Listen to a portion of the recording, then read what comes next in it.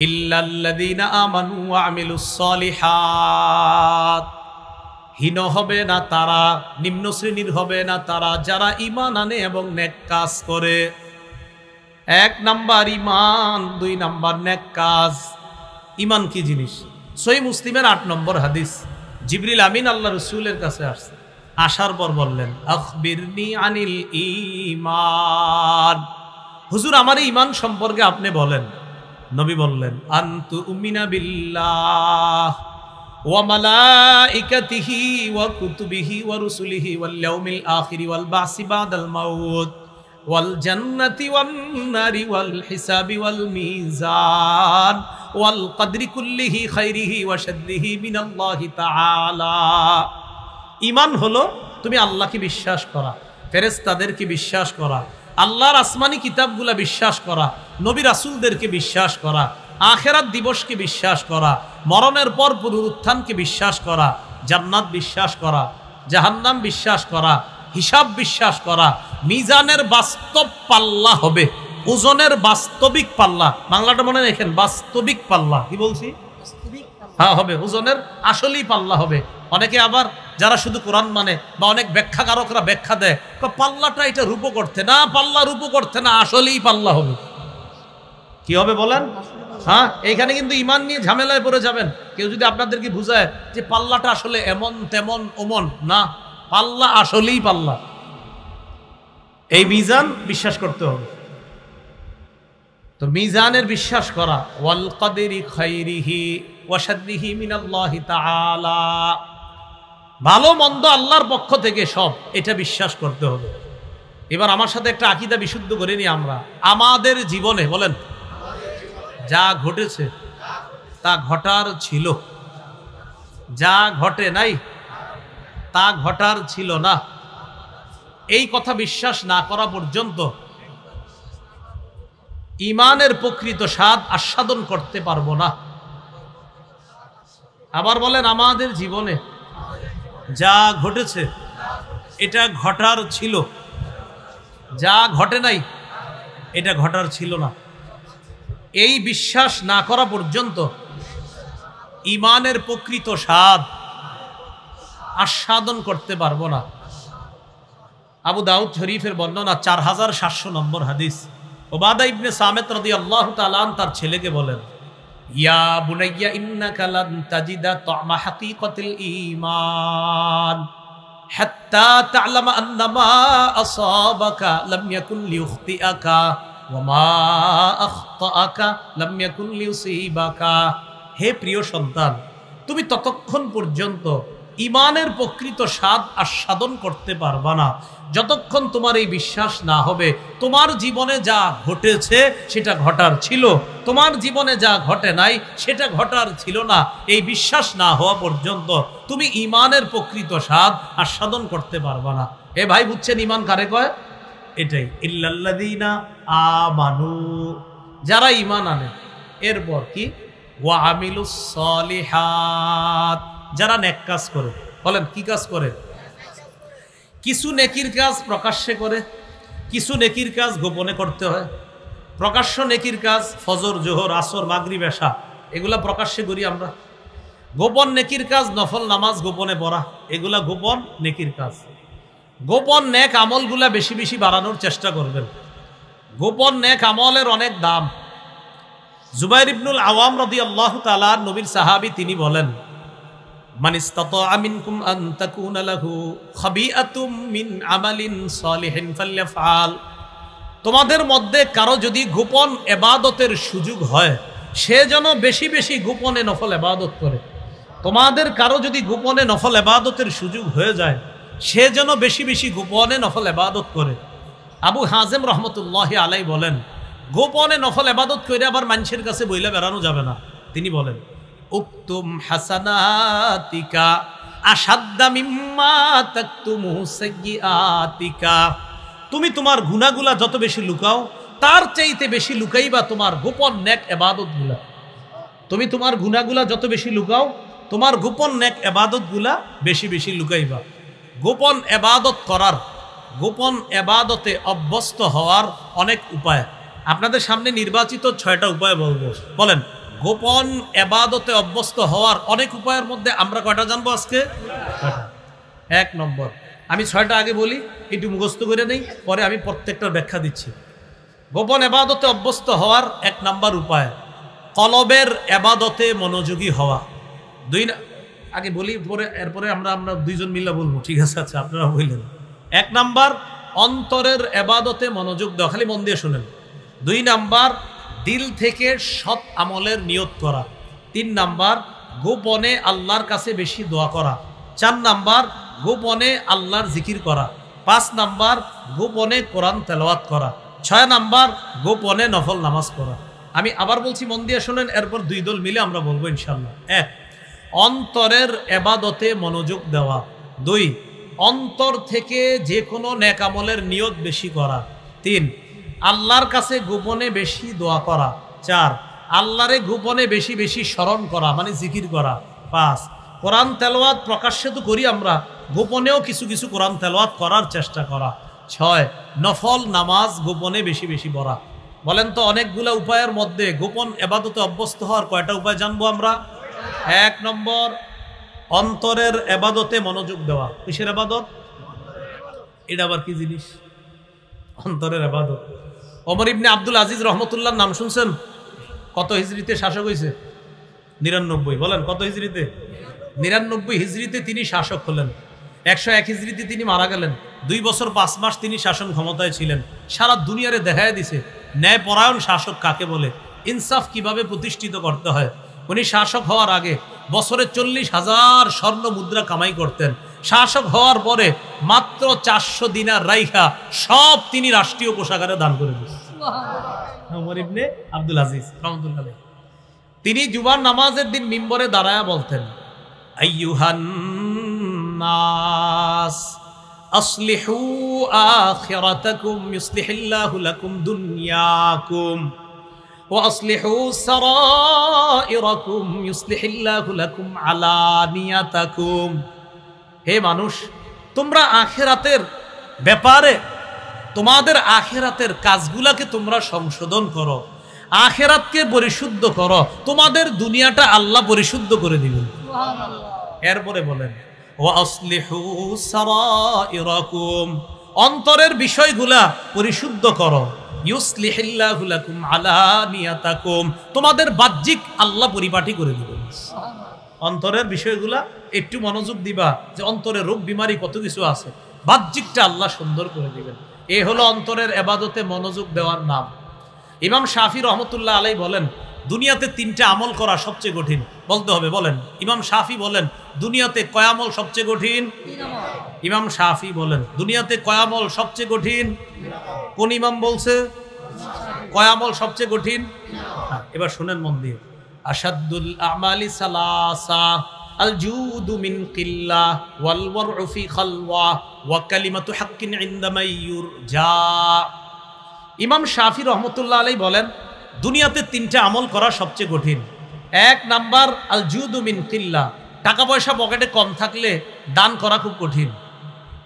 পকেটে টাকা পয়সা কম, দান করা খুব কঠিন। 2 নাম্বার ওয়াল ওয়ারউ ফি খালওয়া, নির্জনে আল্লাহকে ভয় করা খুব কঠিন। এখানে যারা আছেন একটু বরবর সুবহানাল্লাহ বলতেছেন, আলহামদুলিল্লাহ বলতেছেন, হয়তো জজবাতি বয়ানে বলবেন নবীর পরে নবী নাই, সংসদে আইন চাই, অথবা বলবেন নারায়ে তাকবীর আল্লাহু আকবার। মানে এইখানে আমরা এমন এমন কাজ করতেছি যে কাজে বোঝা যাচ্ছে আমরা এখানে গুনাহ করি না, কিন্তু দরজাটা বন্ধ করার পর আপনার মা বাবা কেউ নাই ঘরের ভিতরে, আপনি একা, ডান পাশে মোবাইলটা আছে, বাম পাশে ল্যাপটপ আছে। ইবলিস কয় একটু নাটক দেখলে কিচ্ছু হয় না। ওই মুহূর্তে কয়জন আল্লাহরে ভয় করে? ইমাম শাফি কয় তখন আল্লাহরে ভয় করা খুব কঠিন। ওয়াল ওয়ারউ ফি খালওয়া, নির্জনে আল্লাহরে ভয় করা খুব কঠিন। এই জায়গায় কিন্তু দেখেন কেউ গুনাহ করতেছে না।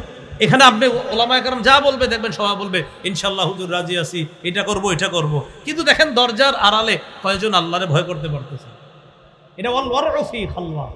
তো ইমাম শাফি বলেন, নির্জনে আল্লাহরে ভয় করা এটা দুনিয়াতে খুব কঠিন কাজ। 3 ওয়া কালিমাতু হাক্কিন ইনদা মাইয়ুরজা, যার কাছে কিছু আশা করা হয় তার সামনে হক কথা বলা খুব কঠিন। যার কাছে কিছু আশা করা হয় তার সামনে হক কথা বলা খুব কঠিন। বসে অপরাধ যদি 100টাও করে বস, তো বসে কয় কি তোমরা কি আমার কোনো অন্যায় দেখছো? বসে বলে আর কি, না বস আপনার কোনো অন্যায় নেই, কিন্তু 100টা করে ডেলি। এই যে বসের এটা কেন বলে? আমার যেন প্রমোশন হয়, আমার দিকে আলাদা একটু নজর দেয়। কালিমাতু হাক্কিন ইন্নামা ইউরজা, যার কাছে একটু কামনা করা হয় তার সামনে হক কথা বলা কঠিন। সুদের টাকা পকেটে নিয়ে আসছে হাদিয়া দেওয়ার জন্য, হাদিয়া দিতে আসার পর বলতেছে যে আমার যে সুদি কারবার এটা কি কোনো সুদের মধ্যে পড়ে? আমার ব্যবসাটা কি সুদের অন্তর্ভুক্ত?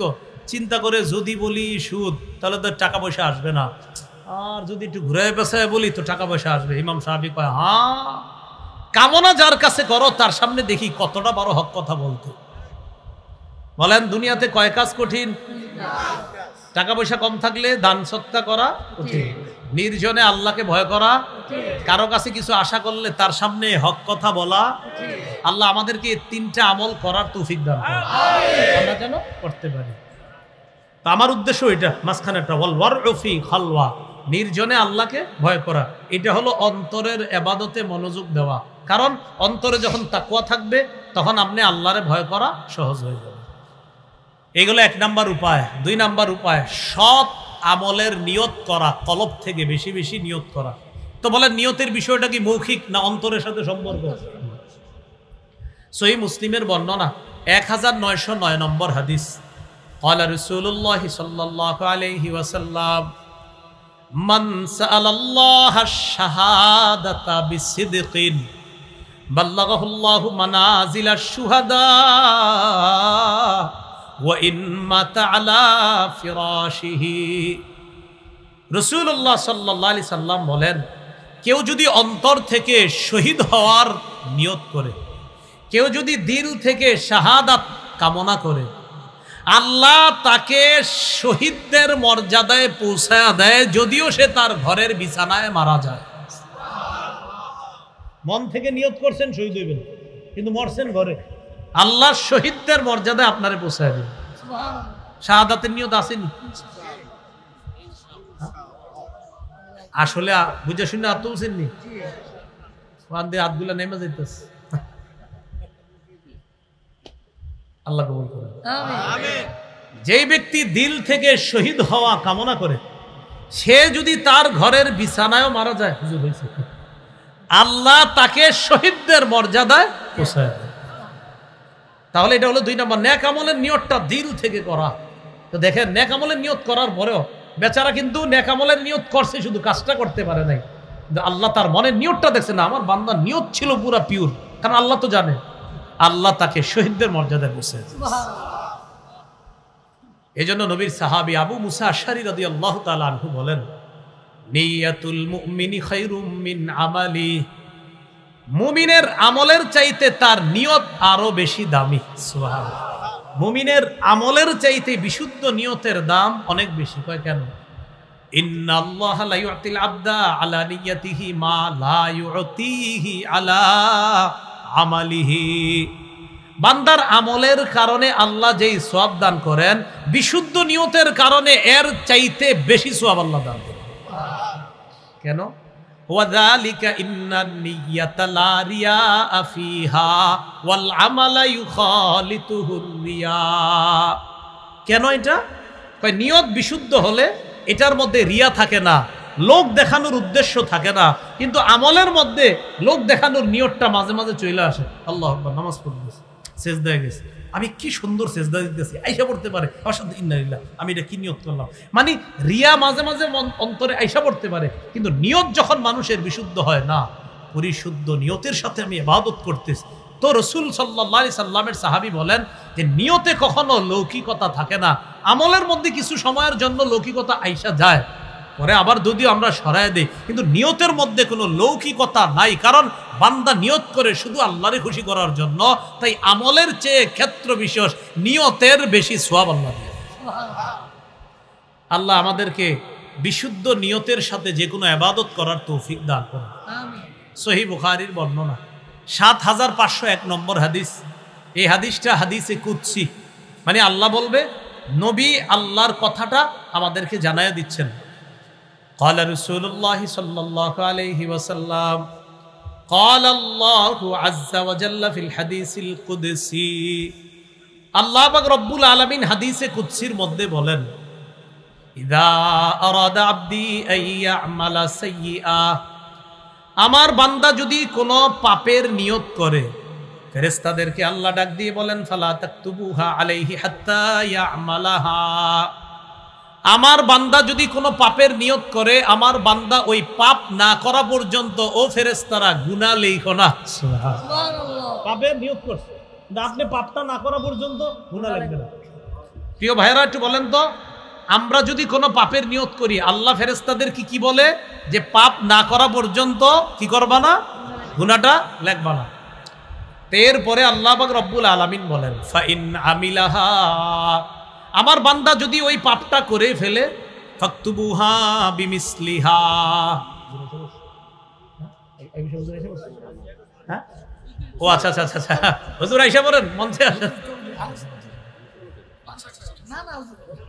রাসূলুল্লাহ সাল্লাল্লাহু আলাইহি ওয়াসাল্লাম বললেন ফাইন আমিলাহা ফাকতুবুহা বিমিসলিহা আমার বান্দা যদি গুনাহের নিয়ত করার পর গুনাহটা করে তাহলে তার গুনাহের নিয়ত করার পর যদি একটা গুনাহ করে বাস একটা গুনাহ লেখো আমার বান্দা গুনার নিয়ত করে নাই আমার বান্দা গুনার নিয়ত করছে কিন্তু করে নাই গুনাহ লেখো না গুনাহটা যদি করে বাস একটা করলে একটা লেখো এবার দেখেন আল্লাহ কত মহান আল্লাহ বলেন ওয়া ইন তারাকাহা মিন আজলি আমার বান্দা যদি আমাকে খুশি করার জন্য গুনাহটা ছেড়ে দেয় ফাকতুবুহা লাহু হাসানা আমার বান্দা গুনাহ ছেড়ে দেওয়ার কারণে তার আমল নামায় একটা নেকি লিপিবদ্ধ করে দাও তাহলে আমার বান্দা গুনাহের নিয়ত করছে করে নাই গুনাহ লেখো না আমার বান্দা গুনাহটা করছে একটা গুনাহ লেখো আমার বান্দা আমারে খুশি করার জন্য গুনাহটা ছেড়েই দিয়েছে তার আমল নামায় একটা সওয়াব লেখা দাও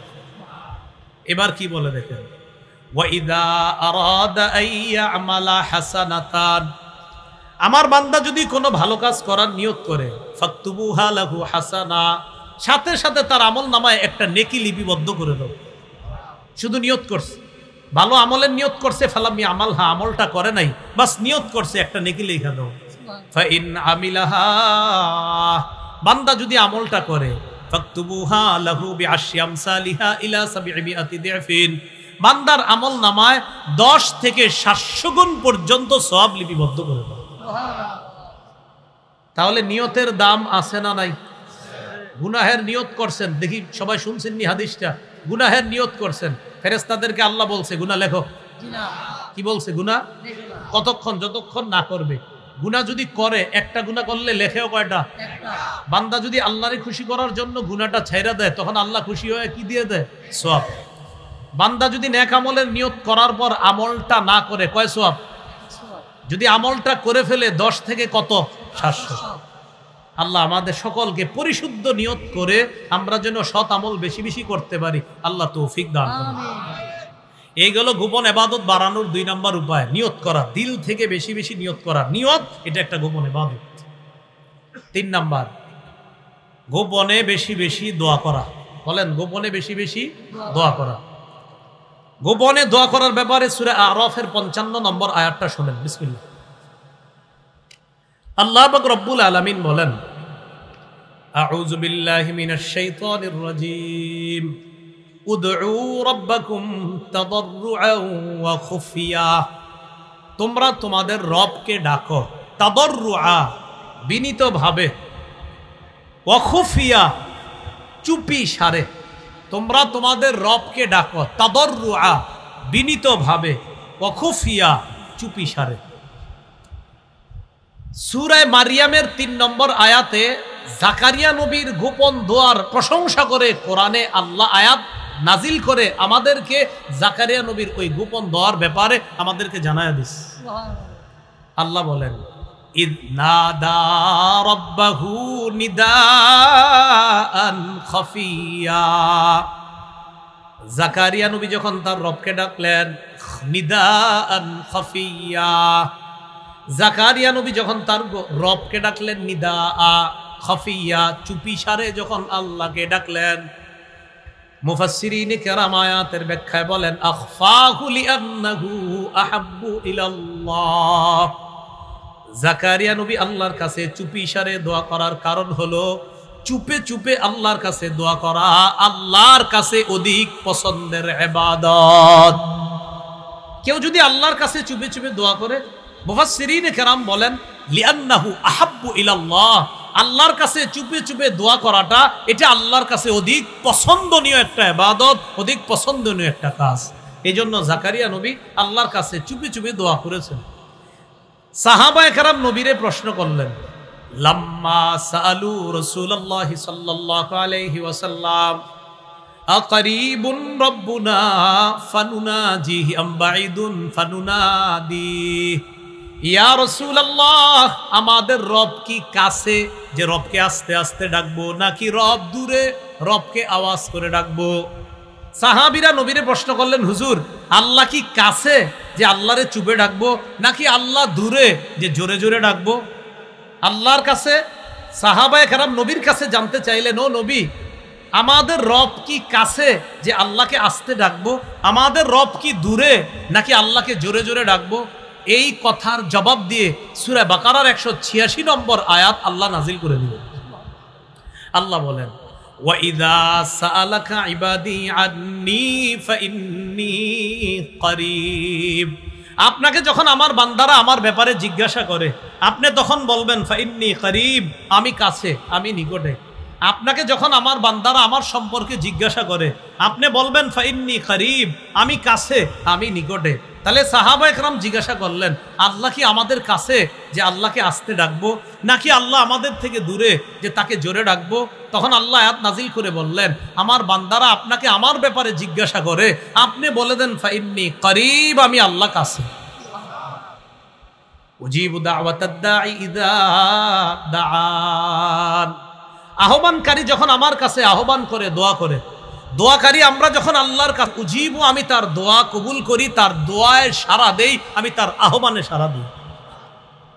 তো আল্লাহ আমাদের আহ্বানে কি করে বলেন, কি করে? আমগো কি করা দরকার? আল্লাহ বলেন ফালইস্তাজিবু লি, আমি যেহেতু বান্দার ডাকে সাড়া দেই, বান্দারাও যেন আমার ডাকে সাড়া দেয়। উজিবু দাওয়াতাদ দাঈ ইযা দাআন, বান্দা যখন আমাকে ডাকে আমি তার ডাকে সাড়া দেই। ফালইস্তাজিবু লি, অতএব তারাও যেন আমার ডাকে সাড়া দেয়। ওয়ালিউমিনু বি, তারা যেন আমার প্রতি বিশ্বাস স্থাপন করে। লাআল্লাহুম ইয়ারশুদুন, যাতে তারা সঠিক রাস্তায় চলতে পারে। সহিহ মুসলিমের বর্ণনা, ক্বালা রাসূলুল্লাহ সাল্লাল্লাহু আলাইহি ওয়াসাল্লাম ইরবাউ আলা আনফুসিকুম, রাসূলুল্লাহ সাল্লাল্লাহু আলাইহি সাল্লাম বলেন, হে মানুষ নিজেদের প্রতি তোমরা সদয় হও। ফাইন্নাকুম লাইসা তাদউনা আসাম্মা ওয়ালা গায়বা, তোমরা এমন রবকে ডাকো না যেই রব বধির, যেই রব অনুপস্থিত, এমন রবকে তোমরা ডাকো না। তাহলে কেমন রবকে তোমরা ডাকো? ইন্নাকুম তাদউনা সামিআন করিবা, এমন রবকে ডাকো যেই রব তোমাদের কথা শোনেন, করিবা, অতি নিকটে থেকে তোমাদের কথা শোনেন।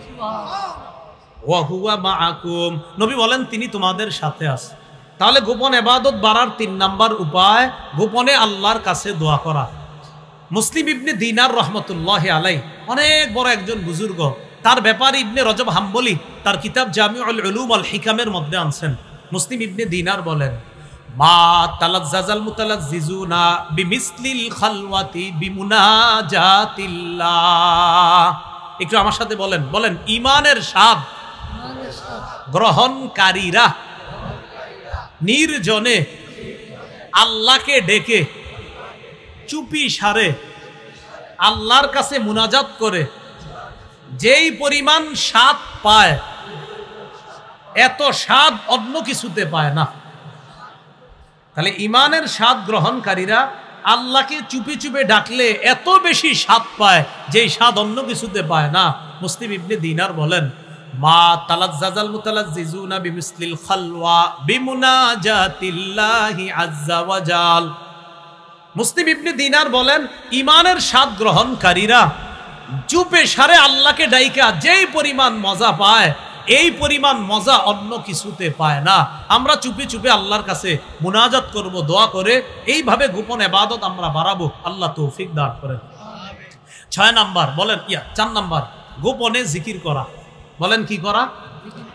সূরা আরাফের 205 নম্বর আয়াতে আল্লাহ বলেন, ওয়াযকুর রাব্বাকা ফি নাফসিকা, তুমি তোমার রবকে ডাকো মনে মনে, তুমি তোমার রবকে স্মরণ করো মনে মনে, তাদাররুআ, বিনীতভাবে, ওয়া খীফা, ভীতি ভয় নিয়ে রবকে ডাকো, দুনাল জাহরি মিনাল কওল, অনুচ্চ সুরে ডাকো। দেখেন আবার বলছি আমি, ওয়াযকুর রাব্বাকা, তুমি তোমার রবকে স্মরণ করো, ফি নাফসিকা, মনে মনে, তাদাররুআ, বিনীতভাবে, ওয়া খীফা, এবং চুপিসারে, দুনাল জাহরি মিনাল কওল, অনুচ্চ সুরে তুমি তোমার রবের জিকির করো।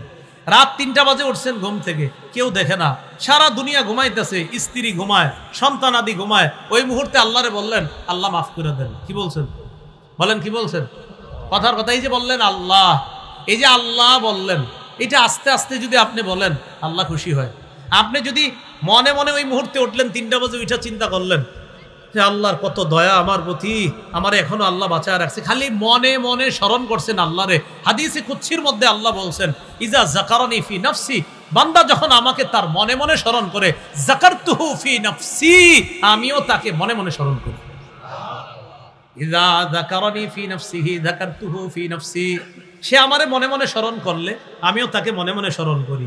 ওয়া ইজা যাকারানি ফি মালাইন যাকারতুহু ফি মালাইন খায়রিম মিন, আমি আমার বান্দারা যখন আমাকে কোনো মজলিসে স্মরণ করে, এই মজলিসে আমরা সুবহানাল্লাহ অনেকবার বলছি, আল্লাহ বলেন, যাকারতুহু ফি মালাইন খায়রিম মিনহুম, আমি তাদের চেয়ে উত্তম মজলিস, ফেরেশতাদের মজলিসে আমার বান্দাদেরকে আমি স্মরণ করি। তো আল্লাহ বলছেন, ওয়াযকুর রাব্বাকা ফি নাফসিকা, তুমি তোমার রবকে স্মরণ করো মনে মনে, তাদাররুআ, বিনীতভাবে, ওয়া খীফা, চুপিসারে, দুনাল জাহরি মিনাল কওল, অনুচ্চ সুরে, বিল গুদুবি ওয়াল আসাল, সকাল সন্ধ্যায়, ওয়ালা তাকুম মিনাল গাফিলিন, গাফেলদের অন্তর্ভুক্ত হয়েও না। যারা আল্লাহকে স্মরণ করে না তারা গাফেল, গাফেলদের অন্তর্ভুক্ত তুমি হয়েও না। প্রিয় ভাইয়েরা, রাস্তা দিয়ে যখন হাঁটেন মনে মনে আল্লাহরে স্মরণ কইরেন, অটোতে যখন বৈশা রয়েছেন মানুষ গল্প করে, আপনি মনে মনে আল্লাহরে স্মরণ কইরেন। এই আল্লাহরে এইভাবে স্মরণ করাটা, এটা আল্লাহ আমাদেরকে বলছেন। গোপন ইবাদত বাড়ানোর 4 নাম্বার উপায়, বেশি বেশি আল্লাহর জিকির করা। আল্লাহ আমাদেরকে বেশি পরিমাণে আমরা যেন আল্লাহর জিকির করতে পারি, আল্লাহ তৌফিক দান করেন। মুফাসসিরিনে কেরাম বলেন, জিকির করার জন্য সবচাইতে সুন্দর নিয়ম হলো চুপিসারে আল্লাহর কাছে আল্লাহকে বেশি বেশি স্মরণ করা। তো এটা মুফাসসিরিনে কেরাম এইভাবে বলছেন যে জিকির হবে এমন, আইয়াকুনা যিকরু লা ইয়াকুনু লাহু নিদাআন ওয়ালা জাহরান বালিগান, খুব বেশি উঁচু আওয়াজ হওয়া দরকার নাই, বরং হালকা আওয়াজ, ফিস ফিস আওয়াজ হবে, পাশের মানুষ শুনতেছে যে ফিস ফিস আওয়াজ করে কি করে, জিকির করে। সুবহানাল্লাহ সুবহানাল্লাহ সুবহানাল্লাহ সুবহানাল্লাহ সুবহানাল্লাহ সুবহানাল্লাহ, এই জিকির করে। ওয়াযকুর রাব্বাকা ফি নাফসিক, মনে মনে, তাদাররুআ, বিনীতভাবে, ওয়া খীফা, চুপিসারে, ভয় ভীতি নিয়ে আল্লাহর জিকির করো। আল্লাহ আমাদেরকে ভয় ভীতি সহকারে চুপিসারে আমরা যেন গোপনেও আল্লাহর জিকির বেশি করতে পারি, আল্লাহ তৌফিক দান করেন। আমিন। 5 নাম্বার, চুপে চুপে একটু কোরআন পড়েন। হেফজখানার ছাত্ররা তো প্রকাশ্যে পড়ে, ওস্তাদরা প্রকাশ্যে শোনে, আপনারাও মসজিদে প্রকাশ্যে পড়েন, মাঝে মাঝে মাঝে মাঝে বাসায় একা একাও পড়েন, যেন কেউ না দেখে। তিরমিজি শরীফের বর্ণনা 1333 নম্বর হাদিস, ক্বালা রাসূলুল্লাহ সাল্লাল্লাহু আলাইহি ওয়াসাল্লাম, আল জাহিরু বিল কুরআন কাল জাহিরি বিস সাদাকা ওয়াল মুসিদ্দু বিল কুরআন কাল মুসিদ্দি বিস সাদাকা, প্রকাশ্যে কোরআন পড়া প্রকাশ্যে সদকা করার মতো, গোপনে কোরআন পড়া গোপনে সদকা করার মতো। সুবহানাল্লাহ। তাহলে প্রকাশ্যে কোরআন প্রকাশ্যে সদকা, গোপনে কোরআন পড়া গোপনে সদকা করার মতো। 6 নাম্বার, নফল নামাজ, সর্বশেষ নফল নামাজ একটু গোপনে একটু পড়বো আমরা, বলেন ইনশাআল্লাহ। এটা তাদের জন্য যারা ঘরে নামাজ পড়ার অভ্যাস আছে, তাদের জন্য না যারা জুমার নামাজ পড়েই বাসায় চলে যায় কিন্তু পড়ে না নামাজ।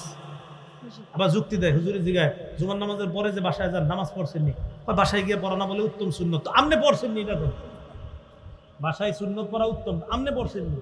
তখন কয়, হুজুর আমি পড়ি নাই ঠিক, কিন্তু উত্তম তো ঘরে পড়া। আপনি ঘরে পড়া উত্তম, আপনি বাসায় চলে গেলেন কিন্তু বললেন না। ভাই তাহলে আপনি মসজিদই পড়েন। যেই ব্যক্তি বাসায় নামাজ পড়ে না, আপনি মসজিদই পড়েন। নফল, হ্যাঁ নফল নামাজ তার জন্য ঘরে পড়া, যে ঘরে নফল নামাজ পড়ার অভ্যাস আছে। তো 6 নাম্বার নফল পড়া। রাসূলুল্লাহ সাল্লাল্লাহু আলাইহি সাল্লাম বলেন, সালাতুর রাজুলি তাতাওউআন, সালাতুর রাজুলি তাতাওউআন তা'দিলু সালাতাহু আলা আ'য়ুনিন নাস 25। আবার শুনেন, সালাতুর রাজুলি তাতাওউআন হাইসু লা ইয়ারাহুন নাস তা'দিলু সালাতাহু আলা আ'য়ুনিন নাস 25। সোজা হিসাব বুঝেন, হাদিসের অনুবাদ, মানুষের চোখের সামনে নফল নামাজ 25 বার পড়া আর ঘরে একবার পড়া সম্ভব। অনুবাদটা কি একদম সহজ হয়েছে না? একদম সহজ। মানুষের চোখের সামনে 25 বার নফল পড়া, ঘরে একবার পড়া সম্ভব। আল্লাহ আমাদেরকে নফল নামাজ পড়ার তৌফিক দান করেন।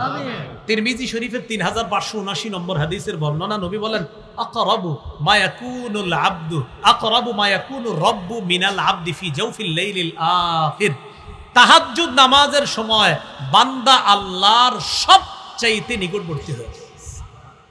এইজন্য তাহাজ্জুদ নামক যে নফল ইবাদতটা, এটা আমরা পড়ব ইনশাআল্লাহ। সবাই বলেন ইনশাআল্লাহ।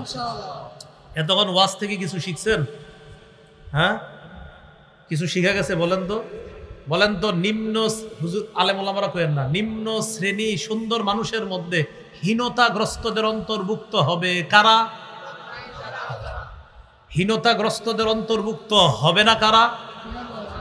ওয়ালা যারা ইল্লাল্লাযীনা আমানু ওয়া আমিলুস সালিহাত ফালাহুম আজরুন গায়রু মামনুন, তাদের জন্য অফুরন্ত পুরস্কার। ফামা ইউকাযযিবুকা বা'দু বিদ্দিন, কিসে তোমাকে আখিরাত দিবসের ব্যাপারে মিথ্যাবাদী করে তুলছে? আলাইসাল্লাহু বিআহকামিল হাকিমিন, আল্লাহ কি বিচারকদের মধ্যে সর্বশ্রেষ্ঠ বিচারক নন? এবার সর্বশেষ কথা, সহিহ বুখারী 767 নম্বর হাদিস। বারা রাদিয়াল্লাহু তাআলা আনহু বলেন, রাসূল সাল্লাল্লাহু আলাইহি ওয়াসাল্লাম এক সফরে ছিলেন। সফরের মধ্যে আমি দেখলাম, ফাকানা ইয়াকরাউ ফিল ইশাই ফি ইহদা রাকআতাইন বিত্তিন ওয়াজ যাইতুন, নবী সফরে এশার নামাজ পড়ছে, এশার 2 রাকাতের 1 রাকাতে ওয়াত্তিন ওয়াজ যাইতুন সূরাটা পড়ছে। সুবহানাল্লাহ। সহিহ বুখারী 769 নম্বর হাদিসের মধ্যে আসছে, এই সাহাবী বারা তিনি বলেন, তার থেকে আদি ইবনে সাবিত রাদিয়াল্লাহু তাআলা তিনি বলেন, রাসূলুল্লাহ সাল্লাল্লাহু আলাইহি সাল্লামকে আমি দেখলাম ইয়াকরাউ ফিল ইশাই ওয়াত্তিন ওয়াজ যাইতুন, নবী এশার নামাজে ওয়াত্তিন ওয়াজ যাইতুন সূরা পড়তে আমি শুনেছি। মা সামিআতু আহাদান আহসানা সাওতান মিনহু, আল্লাহু আকবার, ওয়ালা কিরাআতান আও কিরাআতান, নবীর চাইতে সুন্দর কণ্ঠ আর সুন্দর পড়া আমি জীবনেও কারো শুনিনি। এখান থেকে কি বোঝা যায়? আল্লাহর পরে মানুষের মধ্যে সবচাইতে শ্রেষ্ঠ সুন্দর কণ্ঠের অধিকারী আমাদের নবী, আমাদের নবী। সুবহানাল্লাহ। আল্লাহ আমাদের সকলকে সূরা 3 থেকে যে কথাগুলো জানলাম, আল্লাহ বলতেছেন ওয়াহাজাল বালাদিল আমিন, নিরাপদ শহর। নিরাপদ শহর দ্বারা উদ্দেশ্য মক্কা। মক্কায় মুহাম্মদ সাল্লাল্লাহু আলাইহি সাল্লামকে পাঠিয়েছি, এখানে নবীর উপর একটা কিতাব দিয়েছি কোরআন। এখানেও আমি আল্লাহ বলেছি, জি আল্লাহ আপনি কি বলেছেন? আল্লাহ বলে, লাকাদ খালাকনাল ইনসান ফি আহসানি তাকওয়িম, আমি মানুষকে সবচেয়ে সুন্দর আকৃতিতে সৃষ্টি করেছি। এই সুন্দর মানুষটারে আল্লাহ কিভাবে বানাইছে দেখেন। প্রথমে আমার সাথে বলেন, আমরা কিছুই ছিলাম না। কিছু ছিলাম আমরা? বলেন, কিছু ছিলাম না থেকে কিছু বানিয়েছে আল্লাহ। আমরা কি ছিলাম? বলেন, আমরা কি ছিলাম? দলিল 29 পারা 21 নম্বর পৃষ্ঠা। 29 পারার পৃষ্ঠা কয়টা? হাফেজ সাহেবরা কই 24টা। 29 পারার 21 নম্বর পৃষ্ঠা, সূরা দাহারের 1 নম্বর আয়াত। আল্লাহ বলেন, হাল আতা আলাল ইনসানি হিনুম মিনাদ-দাহ লাম ইয়াকুন শাইআম মাযকুরা, অবশ্যই মানুষের উপর এমন একটা সময় অতিবাহিত হয়েছে যেই সময় মানুষ উল্লেখ করার মতো কিছুই ছিল না। তাহলে মানুষকে আল্লাহ কিভাবে সৃষ্টি করলেন? এটা আবার আল্লাহ সুন্দরভাবে বলেছেন সূরা রুমের 54 নম্বর আয়াত, 21 নম্বর পারা 9 নম্বর পৃষ্ঠা, সূরা রুমের 54 নম্বর আয়াতে আল্লাহ বলেন, আল্লাহুল্লাযী খালাকাকুম মিন দু'ফ সুম্মা জাআলা মিন বা'দি দু'ফিন কুওয়া সুম্মা জাআলা মিন বা'দি কুওয়াতিন দু'ফান ওয়া শাইবা ইয়াখলুকু মা ইয়াশা ওয়া হুয়াল আলিমুল কাদির। আল্লাহ ওই সত্তা যিনি তোমাদেরকে সৃষ্টি করেছেন মিন দুফিন, দুর্বল অবস্থা থেকে। বলেন আমাদেরকে কি অবস্থা থেকে সৃষ্টি করেছেন? দুর্বল। সবাই বলেন, আবার বলেন। এবার একটা প্রশ্ন করি, দেখি উত্তর দিতে পারেননি। কি অবস্থা থেকে আল্লাহ সৃষ্টি করছে? দুর্বলের আগে কি ছিলাম? ওই প্রথমে কিছুই ছিলাম না। তা আল্লাহ আমাদেরকে বানাইছে দুর্বল অবস্থা থেকে। তো দুর্বলটা যে হইলাম মায়ের পেটে প্রথমে, এই দুর্বল অবস্থায় যে ছিলাম এর আগে কিছুই ছিলাম না। আচ্ছা, তো এবার কি বলে দেখেন, সুম্মা জাআলা মিন বাদি কুওয়াতিন দুফাও ওয়া শাইবা। আল্লাহ দুর্বল অবস্থা থেকে শক্তিশালী করলেন, শক্তিশালী থেকে এরপরে আবার দুর্বল করবেন, দুর্বল থেকে এক পর্যায়ে আল্লাহ বৃদ্ধ বানিয়ে দিবেন যদি আল্লাহ হায়াত দেয়। বৃদ্ধ বানানোর পর মরে যাবেন, শেষ। এটা আল্লাহ বলতেছেন, আল্লাহুল্লাযী খালাকাকুম মিন দুফিন সুম্মা জাআলা মিন বাদি দুফিন কুওয়া। আল্লাহ তোমাদেরকে দুর্বল অবস্থা থেকে সৃষ্টি করেছেন, এরপর সেখান থেকে শক্তিশালী বানান, শক্তিশালী থেকে আবার দুর্বল, দুর্বল থেকে আবার ওয়াশাইবা বৃদ্ধ। ইয়াখলুকু মা ইয়াশা, আল্লাহ যা চান তা সৃষ্টি করেন।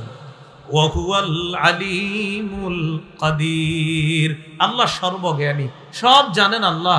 আল কাদির, সর্বময় ক্ষমতার অধিকারী আল্লাহ। এবার একটু চিন্তা করি আমাদেরকে নিয়ে। বলেন এবার একটু কি করব? চিন্তা। সূরা তারিক ৫, ৬, ৭ নম্বর আয়াতে আল্লাহ বলেন, ফালয়ানজুরিল ইনসানু মিম্মা খুলিকা। মানুষ যেন চিন্তা করে মানুষকে কি থেকে সৃষ্টি করা হয়েছে। খুলিকা মিম্মা ইন দাফিক, মানুষকে সৃষ্টি করা হয়েছে সবেগে নির্গত স্খলিত পানি থেকে। ইয়াখরুজু মিন বাইনিস সুলবি ওয়াত তারাইব, যেই পানিটা বের হয় পৃষ্ঠদেশ এবং বক্ষ পাঁজর থেকে, এই পানি থেকে মানুষকে আল্লাহ সৃষ্টি করেছেন। যেই পানিটা বের হয় পৃষ্ঠদেশ এবং বক্ষ পাঁজর থেকে, মুফাসসিরিনে কেরাম বলেন শুক্রবিন্দ দুইটাকে একসাথে করার পর ফেরেশতার মাধ্যমে ওটার মধ্যে মাটির প্রলেপ দিয়ে আল্লাহ ওটাকে এরপর আল্লাহ পাক রব্বুল আলামিন রক্ত থেকে বানায় মাংসপিণ্ড, মাংসপিণ্ডকে একটা ঘটন দেওয়ার পর সুন্দরভাবে যতদিন ইচ্ছা মায়ের রেহেমের মধ্যে সেই মাংস গোস্ত পিণ্ড আল্লাহ রেখে দিয়েছে। এটা আবার কই আছে? সূরা হজের ৫ নম্বর আয়াত, ১৭ পারা ১১ নম্বর পৃষ্ঠা। আল্লাহ বলেন, ইয়া আইয়ুহান নাস ইন কুনতুম ফি রাইবিম মিনাল বা'থ فإنا خلقناكم من تراب। হে মানুষ, তোমরা যদি পুনরুত্থানের ব্যাপারে সন্দিহান হও, যখন একটু সবাই আমার দিকে তাকান, উনি আমারে বলতেছে কথার কথা, আচ্ছা মাটি হয়ে গেলে আবার পুনরুত্থান হব? আল্লাহ কয় তুমি তো আসোই মাটি।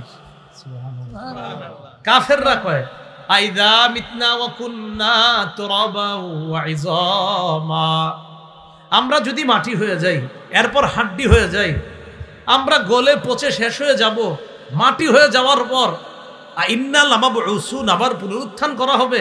আল্লাহ কয় আসো কিশোর, আসোই তো মাটি। বলতেছে মাটির সাথে মিশলে আবার মাটি থেকে বানাবে। আল্লাহ কয় তো তুমি যে প্রশ্নটা করতেছো তুমি কিসের? তাহলে বলেন আমরা যাব কিসের নিচে? আসি কিসের? তো আবার প্রশ্ন করি কেন যে আল্লাহ মাটির নিচে যাওয়ার পর আবার পুনরুত্থান করবেন?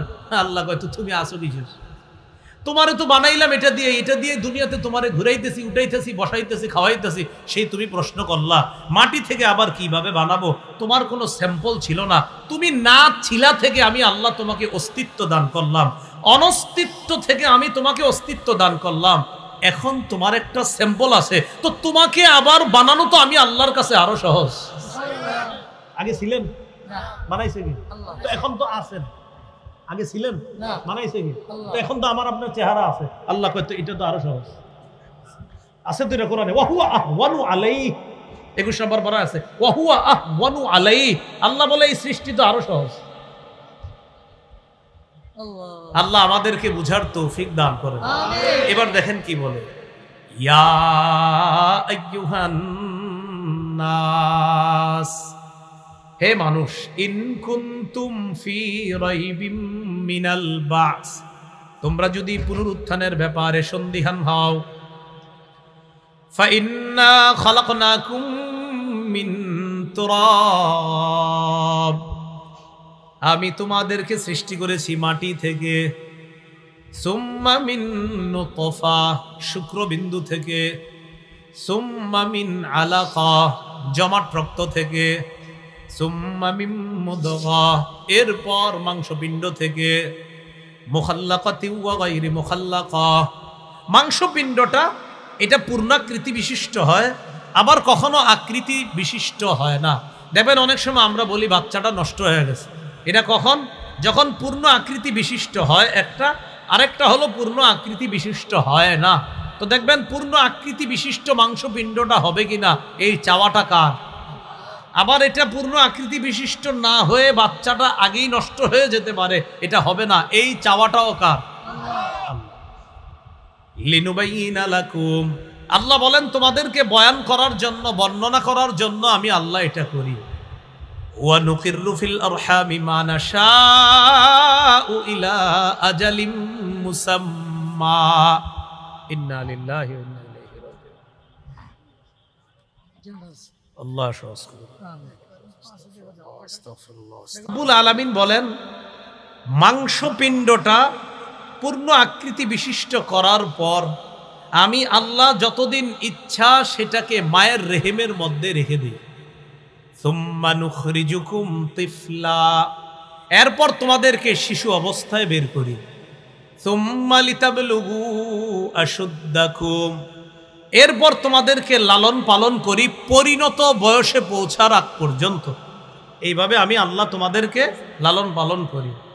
ওয়া মিনকুম মাইয়ুতাওয়াফফা, তোমাদের কেউ কেউ মৃত্যুবরণ করে, অনেক বয়সে পৌঁছার আগেই মৃত্যুবরণ করে। ওয়া মিনকুম মাইয়ুরাদ্দু ইলা আরযালিল উমর, আবার কাউকে কাউকে তার বয়সের বার্ধক্যের চরম পর্যায়ে পৌঁছে দেওয়া হয়, 100-110-20 বছর বয়স পর্যন্ত পৌঁছে দেওয়া হয়। তাহলে বলেন এই যে বেঁচে থাকাটা, শিশু অবস্থা থেকে বড় হওয়া, এরপর বৃদ্ধ হওয়া, দুর্বল হওয়া, অথবা শিশু অবস্থায় মারা যাওয়া, 10-12-9-5 বছরে মারা যাওয়া, এই চাওয়া কার? আল্লাহ। এবার বলেন তো দুর্বল অবস্থা থেকে আল্লাহ সৃষ্টি করছেন, তো দুর্বল অবস্থার আগে কি ছিলাম?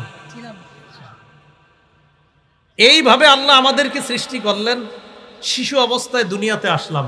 এটা আবার সূরা নাহলের 78 নম্বর আয়াতে আছে, ওয়াল্লাহু আখরাজাকুম মিন বুতুনি উম্মাহাতিকুম লা তা'লামুনা শাইআ, আল্লাহ তোমাদেরকে তোমাদের মায়ের পেট থেকে বের করেছেন এমন অবস্থায় তোমরা কিছুই জানতে না। ওয়া জাআলা লাকুমুস সামআ ওয়াল আবসারা ওয়াল আফইদা, তিনি তোমাদের শ্রবণ শক্তি দিলেন, দৃষ্টি শক্তি দিলেন, বুঝার জন্য অন্তর দিলেন, হৃদয় দিলেন। বলেন এই যে এখন আমার কথাগুলা শুনতেছেন, শ্রবণ শক্তি কে দিস? আমারে দেখতেছেন, এই দৃষ্টি শক্তি কে দিস? কথাগুলা বুঝতেছেন, অনুধাবন শক্তি কে দিছে? আল্লাহ কয় কেন দিছি জানো? লাআল্লাকুম তাশকুরুন, যাতে আমি আল্লাহর শুকরিয়া আদায় করতে পারো। বলেন আলহামদুলিল্লাহ। তাহলে আল্লাহ আমাদেরকে মায়ের পেট থেকে আনলেন শিশু অবস্থায়, দৃষ্টি শক্তি, শ্রবণ শক্তি, অনুধাবন শক্তি দিলেন। এবার আল্লাহ বলেন কিভাবে তোমাদেরকে সুন্দরভাবে বানাইলাম দেখো। সূরা ইনফিতারের মধ্যে বলেন, ইয়া আইয়ুহাল ইনসান মা গাররাকা বিরাব্বিকাল কারীমিল্লাযী খালাকাকা ফাসাওয়াকা ফাআদালাক ফি আইয়ি সূরাতিম মা শাআ রাক্কাবাক। কি কয় দেখেন, হে মানুষ, সম্মানিত রবের ব্যাপারে কোন জিনিস তোমাদেরকে ধোকায় ফালায়, প্রতারণা করে? কিসে তোমাদেরকে প্রতারণা দেয়? সম্মানিত রবের ব্যাপারে, যিনি তোমাকে সৃষ্টি করলেন, ফাসাওয়াকা সুগঠিত করলেন, ফাআদালাকা সুসম করলেন, ফি আইয়ি সূরাতিম মা শাআ যেভাবে যেই আকৃতিতে ইচ্ছা রব কাবাকা তোমাকে কত সুন্দরভাবে আল্লাহ গঠন করলেন। তাহলে বলেন তো এই সুন্দরভাবে আমাদেরকে সৃষ্টি করেছেন কে? আল্লাহ। লাকাদ খালাকনাল ইনসান ফি আহসানি তাকওয়িম, অবশ্যই আমি মানুষ সৃষ্টি করেছি সবচেয়ে সুন্দর আকৃতিতে, সবচেয়ে সুন্দর অবয়বে। বলেন তো আমি মানুষ হওয়ার আগে কি ছিলাম? এরপরে এই অবস্থায় সুন্দর একটা আকৃতিতে কে এনেছেন? আল্লাহ। তা আল্লাহ এই কথা বলার পর বলেন সুম্মা রাদাদনাহু আসফালা সাফিলিন, এরপর আমি আল্লাহ এই সুন্দর মানুষটাকে হীনতাগ্রস্তদের মধ্যে সবচেয়ে নিম্ন পর্যায়ে পৌঁছে দিই। সুন্দর মানুষ বানাইছে কে? এরে আবার নিম্ন পর্যায়ে পৌঁছায় দেয় কে? এরা হলো তারা, বলেন সবাই, এরা হলো তারা ইমান হারা যারা। এবার বলেন হীনতাগ্রস্ত তারা, নিম্ন শ্রেণীর তারা, ইমান হারা যারা। তাহলে সুন্দর মানুষ ইমানদারও, সুন্দর মানুষ বেঈমানও, বেঈমানও সুন্দর, ইমানদার মানুষ হিসাবে বেঈমানও সুন্দর, ইমানদারও সুন্দর। আল্লাহ বলে এই সুন্দর মানুষটাকে আবার সবচেয়ে নিম্ন পর্যায়ে পৌঁছে দেই। তো এটা আবার কারা? তো এটা হলো ওই সুন্দর মানুষটা যে ইমান হারা। তো ইমান হারা হওয়ার কারণে নিম্ন শ্রেণীর হবে তারা, ইমান হারা যারা, যদিও সে সুন্দর ছিল, ইমান না থাকার কারণে আমি তাকে সবচেয়ে নিম্ন পর্যায়ে পৌঁছে। এবার একটু আমার সাথে বলেন, বলেন নিম্ন শ্রেণীর হবে না তারা, হীনতাগ্রস্তদের অন্তর্ভুক্ত হবে না তারা, ঈমানওয়ালা যারা। তাহলে একটু আমার সাথে জবাব দিয়ে আমি এক অংশ বাকি অংশ আপনারা। হীন হবে কারা? হীন হবে না কারা? আরেকটা ব্যাখ্যা করছে মুফাসসিরিনে কেরাম, হীনতাগ্রস্তদের অন্তর্ভুক্ত কি? ইমানদারও সুন্দর। বন্ধ হয়ে গেছে। আচ্ছা,